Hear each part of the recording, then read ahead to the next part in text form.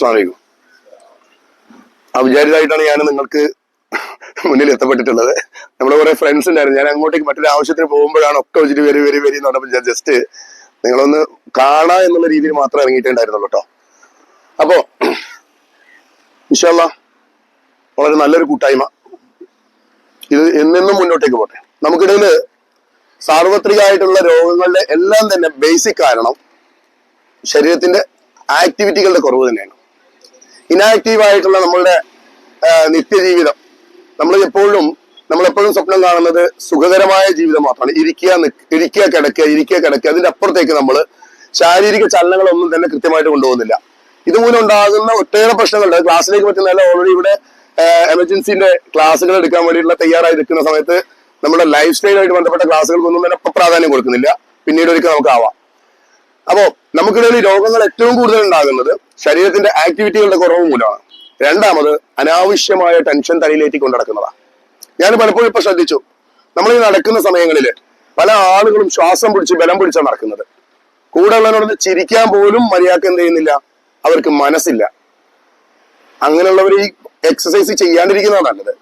Happiness എന്നുള്ളതാണ് എപ്പോഴും നമ്മൾ ശരീരത്തിന് കൊടുക്കേണ്ട ആദ്യത്തെ മെഡിസിൻ. സദാ നമ്മൾ സന്തോഷമായിരിക്കുക.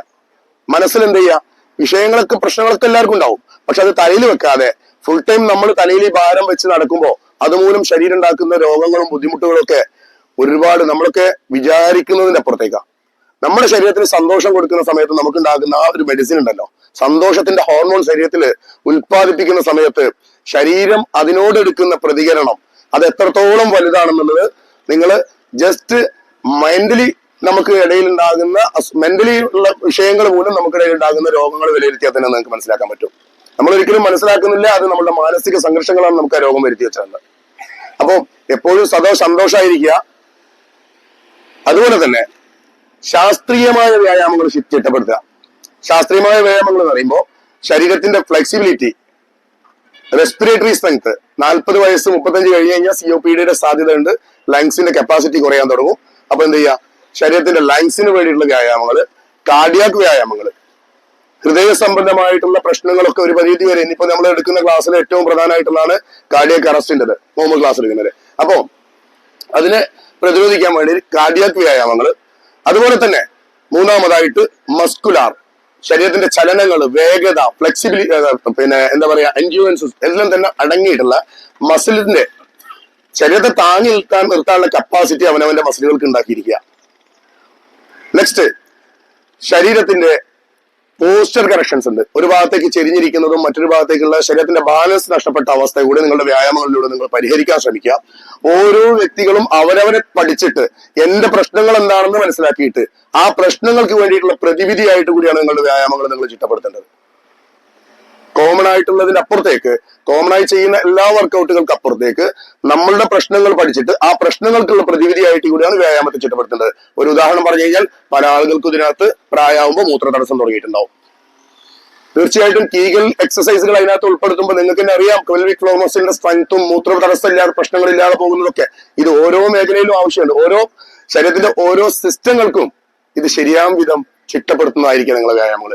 സമയപരിമിതി ഒരുപാടുണ്ട്. നമുക്ക് ഇന്ന് മുഹമ്മദ് എത്തിയിട്ടുണ്ട്. എന്റെ സഹപ്രവർത്തകൻ തന്നെയാണ് കോഴിക്കോട്. ഞങ്ങൾ ഒരുമിച്ച് ഒരേ തട്ടകത്തിലാണ്. പക്ഷെ ഞാൻ കൂടുതലും നാട്ടിലല്ല അറിയപ്പെടുക, കോഴിക്കോട് ഭാഗത്താണെന്ന് മാത്രമേ ഉള്ളൂ. ഓക്കെ, അപ്പോ ഇന്നെടുക്കുന്ന ക്ലാസ്സുകൾ തീർച്ചയായിട്ടും നമുക്ക് ഏറ്റവും വിലപ്പെട്ടതാണ്.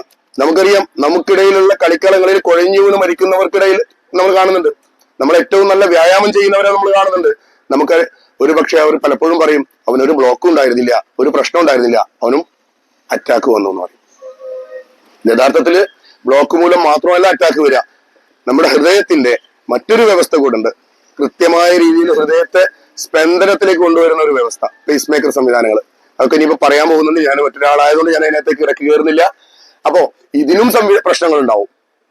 അപ്പോ ഹൃദയത്തെ പ്രൊട്ടക്ട് ചെയ്യുന്നത് എങ്ങനെയാണ്? ഒരാള് മരണത്തിലേക്ക് പോയി കഴിഞ്ഞാൽ അവൻ മരിച്ചു എന്ന് നമ്മൾ സാധാരണ പറയല് അവന് പൾസും ശ്വാസവും ഇല്ലാത്ത നിലയിലാണ്.